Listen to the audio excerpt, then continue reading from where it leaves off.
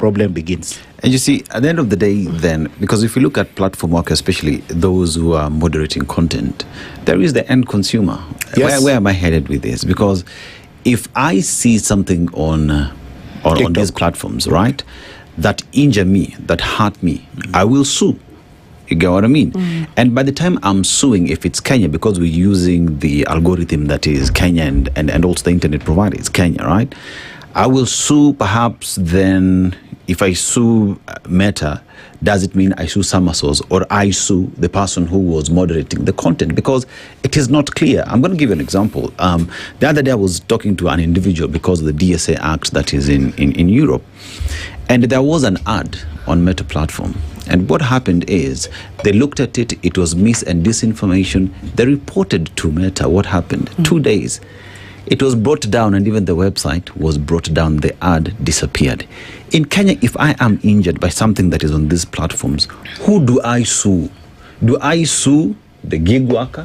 Do I sue the BPO? Do I sue the parent company? It is not clear.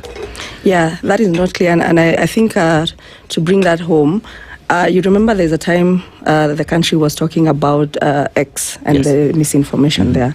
And one of the things that came out from the Haji is that as much as they as the intelligence team in Kenya, would go to Facebook to either say there's misinformation here, they take forever to respond because there's no clear pathway. You'll just do tickets. And tickets are also automated. It's not the same if someone was doing the same reporting if they're in America or Europe, right?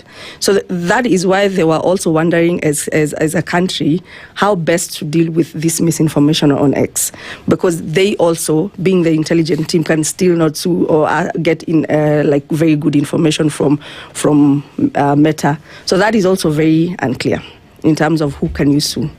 And that is why they get away with all these things. But Frida, do we have terms and conditions in terms of operationalizations of all these big tech in the country? Because at the end of the day, it is not Kenyan born. It comes from outside. Yeah. They're registered there.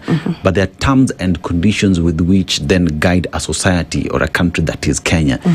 Do we have those laid out clearly so that if someone is operating in Kenya, they know these are the set rules, this is how we protect our citizens, this is how we protect the labor community that is helping with moderation of the same? Or is it just an open field? No, it's an open field currently because we don't have that kind of regulation. Actually, one of the things that looks like and it's a very good thing, is that now the fight had to go global.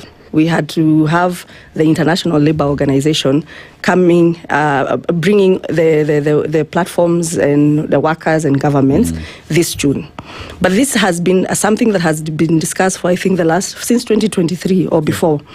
And this is because they have identified that all these problems we keep talking about, whether it's the deactivation, and deactivation is just a rosy word of you're fired, whether it's the fixed terms, whether it's a content, the harmful psychosocial harms, it's global because this platform operates in Europe, they're in Kenya.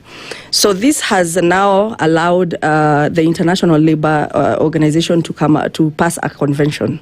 But then this convention requires our country, Kenya, to ratify it. And when they ratify it, then we have to put laws in place, meaning we are about 10 or 15 years behind from since the platform